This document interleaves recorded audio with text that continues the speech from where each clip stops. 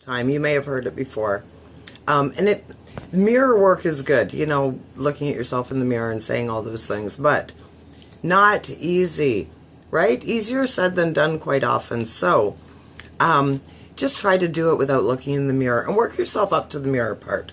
But I like to keep that part in there because maybe you're ready for that. I don't know. Some people find it hard when you're going down the hallway and you catch yourself in the mirror. What do? Do you stop? Do you look at yourself? Do you critique? Do you praise? Do you celebrate? I spent years and years critiquing myself. I'm all done with that. Now I look in the mirror and I'm like, damn, you look good, girl. Right? I have to. You have to be your own biggest fan, right? Nobody else is going to do it. You can't count on somebody else. And if you try doing that, you count on your partner to lift you up all the time, they're going to drop the ball. And then you're going to be pissed, right? Not cool, because they don't know. They can't read your mind any more than you can read their mind. So if you just lift yourself up, then it's all good. You feel good, and it's true. It's not like you're lying. You are not perfect, and that's okay. You're not supposed... What is perfect, right? If we all looked absolutely perfect by our own standards, then there would be nothing exciting about that. Besides the fact a lot of us would look way too much alike. And that's sort of creepy, isn't it? Don't you think? So, favorite part of the show, it is the good news portion, which is absolutely awesome. Now, this will be the last good news for till next week, right? So, because there's no show on Sunday night, because it's Christmas Eve, and then Tuesday will be Boxing Day. So a week from today, I'll be back, and we'll do this again. So this is pretty cool. Sesame Street. Sesame Street has been around since, I believe, 1972. I didn't see it in this article. I don't know if it is or not. So what is interesting about that is I am first generation Sesame Street. I would have been 4 in 1972, so I was the perfect target market for that show. I remember starting watching it. That and Electric Company. You remember that one? That was another one that used to be on. Very cool when you think about it. You think, and I've even thought, oh, my older siblings. That must be why I'm wiser. No, I'm not wiser. Funny things you think of, right, as a child. So, this is a pretty cool story.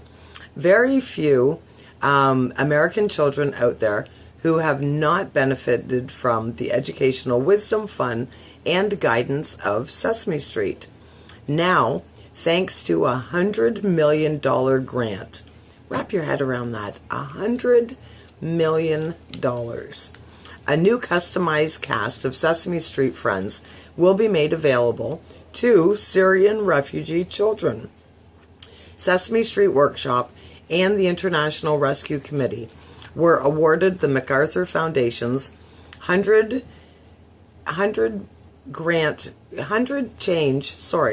grant for their program to uplift displaced kids in Jordan, Lebanon, Iraq, and Syria. The program will be made available on the internet for mobile phones and computers, as well as developmental centers that will be accessible to refugee families via the IRC's outreach network. The actual content, which will be recreated to target Syrians, is the same educational content about community and literacy that American kids know and love so much, and Canadian kids, I'll have you know. The grant has been described as the largest in the history of humanitarian response, bringing hope and opportunity to a generation of refugee children who are experiencing the toxic stress of displacement. Sesame Workshop and the IRC are change agents that have consistently made history by stepping up to address seemingly intractable issues. Oh, this is so great. I'm so excited for this. We have the relationships, track record, and evidence to implement a new framework for refugee education on an unprecedented scale, said the program's website. An investment in the future of these children is an investment in a more peaceful and stable world for us all. Isn't this awesome? You look at our whole world and, pros and cons of technology, right? Because we're all connected now.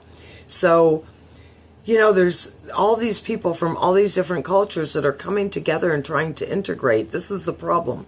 They're trying to integrate, but they have different cultures, right? So you take somebody from a country where when you steal, you get your hand cut off, and you put them here in Canada, and somebody steals from them, which is way too common, and then they're like, well, I feel like I have the right to cut your hand off. And they were raised that way, just like we were raised the way that, no, we don't do that. So you have conflict, right? It is just part of the world that we're in right now. So starting from the children, what a great way to create change. I find that very inspiring and uplifting. I hope you do too. There's always light at the end of the tunnel. Just sometimes it's such a long tunnel. Okay, so next story, another very cool story. If it had not been for the sharp instincts of a Walmart employee, another unsuspecting senior may have been conned out of their savings because of a cleverly executed scam. Cecil Rogers of Cincinnati, Ohio, has been looking forward to spending Christmas with his family this year, until he received a phone call from someone claiming to be his oldest grandson. A voice comes on and says, "Papa, this is your oldest grandson. I'm in trouble," Rogers told WCPO. He said, "I hit a woman's car and she was 11 months pregnant, and they charged me with drunken driving and I'm in jail." Rogers' grandson then put a lawyer on the phone, who instructed the senior to send him $2,300 for a bail bond through a direct store-to-store money transfer. Fearing for his grandson's well-being, Rogers headed to Walmart with the money in hand. Before he was able to make the transfer, however, Rogers briefly mentioned his grandson's situation to Adrella Taylor, the Walmart clerk who was managing his transaction. Taylor sensed that something was amiss. She told Rogers to go home and call his other family members to see if anyone else had heard about his grandson's accident. They had not. Rogers said that he is not a wealthy man, which is why he was relieved to be spending Christmas with his family without having to worry about the financial pitfalls that would come from losing $2,300. And it's all thanks to Taylor's quick thinking. Geez, you have to say those scammers are good, eh? They're creative. They certainly are. But good for this woman for stepping up and saying, we were talking about inspired thoughts and inspired words, right? So good for her for saying something, and I hope they called the police. I don't know if there's anything they could do, but this stuff needs to go on record. People need to let people know that this happens, right? Totally horrible. And then my last story today is about Tiesta Tea. Have you ever heard of that company? Well, Tiesta Tea's co-founders and marketing director just got back from installing a water well for our company's hibiscus farmers in Nigeria. Words can hardly describe the feeling of seeing thousands of villagers so genuinely happy to receive one of life's basic necessities, water. Boy, do we take a lot for granted here, right?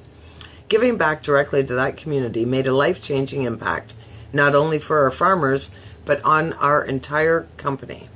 To summarize our experience, we defied the U.S. travel recommendations and traveled to northern Nigeria, an area known for unrest and harsh conditions. With the Boko Haram activity in the region, we knew this would be a risky journey. Our visas were denied through the typical U.S. process. Driven by our determination to give back, however, we had to work with the Nigerian government directly to receive a visa upon arrival. As a loose leaf tea company, we get all our hibiscus from farmers in Jigawa, Nigeria, who produce the best hibiscus in the world. Nigeria is one of the few countries that can produce hibiscus because of the hot, dry climate required to grow it. Learning that women and children spend up to 5 hours every day walking 2 to 3 kilometers to collect water for use for cooking, cleaning, and drinking, we recognize the opportunity to give back to our hibiscus farmers. We traveled 20 hours to one of those villages and built a water well to give everyone in the community access to healthy, clean water with the turn of a faucet. Many times we are asked if we are certified fair trade. But instead of going through the long, expensive process, we wanted to spend that time and money on giving back directly, something we believe makes a bigger impact. The Living Well Project is just one of our loose change campaigns to make a difference with our tea. That is so absolutely awesome. And like we said, it's all about giving back, and it doesn't have to be Christmas. You don't have to save all your good deeds for December, right? You can do it all year long. So there you go. That is your good news for today. And I'd like to take this time to wish everybody a very, very Merry Christmas, a safe and prosperous New Year. Don't drink and drive. Have some fun. Get dirty. Get down on the ground and play with the kids. Tell some jokes. Laugh from your gut. Have some fun. If you want to do nothing and see nobody, do nothing and see nobody. If you want to get out and bless some people, get out and bless some people. Do some good stuff and do some stuff for yourself. That's what it's all about. It's all about doing what makes your heart hum and helping people and lifting people up and just being the awesome humans that I know you absolutely are.